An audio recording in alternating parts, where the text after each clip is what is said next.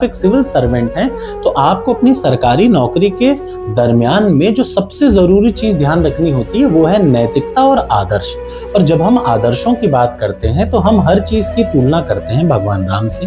लेकिन मैं आपको एक बात बताना चाह रहा हूं कि भगवान राम ने भी बाली को मारने के लिए छल का सहारा लिया। यानी इस दुनिया में कोई दुष्ट है तो उसको दुष्टता का ही व्यवहार सही समझ में आता है।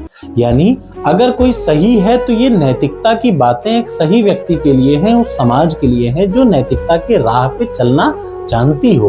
उन व्यक्तियों के लिए नहीं है जो हमेशा छल का सहारा लेते हैं। भगवान कृष्ण को भी जब आप देखेंगे तो भगवान कृष्ण ने भी कर्ण को मारने के लिए छल का प्रयोग किया, दुर्योधन को मारने के लिए छल का प्रयोग किया, इसलिए क्योंकि वो दोनों गलत थे।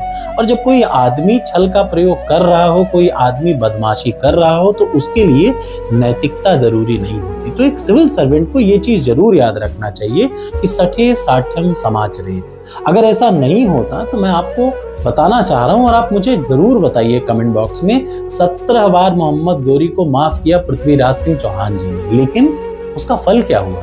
माफ करना एक छली आदमी को, एक दुष्ट आदमी को माफ नहीं किया जा सकता कि वो आपके सामने हाथ जोड़ दे तो आप कहते जाओ तुम्हें माफ किया। नहीं, बदमाशों के साथ बदमाश बन के ही आप उसको सही कर सकते हैं। याद रखिए, सठे साठ्यम समाचरेत। भारत, गीता, भगवान राम, भगवान कृष्ण हर चीज यही सिखाते हैं कि नैतिकता का पालन वहां पे करना सीखिए जहां पे आपको ऐसे लोग दिखें जो नैतिकता की बातों को मान रहे हो, ना कि ऐसी जगह जहां पे सिर्फ दुष्ट, सिर्फ अराजकता भरी हो। एक ऐसा जिला जहां पे सिर्फ अराजक लोग हो, जहां लोग मुंह की बात सुनते ही ना हो, गोलियों से बात करते हो, ऐसी जगह पे जा करके आप एक एसपी बन के चले जाएं और आप उनसे ईमानदारी से, प्यार से समझाना शुरू करेंगे तो आप मारे जाएंगे। ये सच है।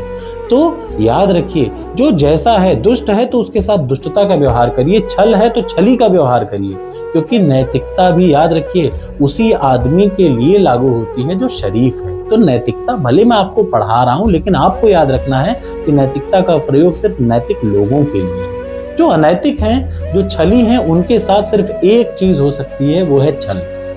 आपका क्या राय है?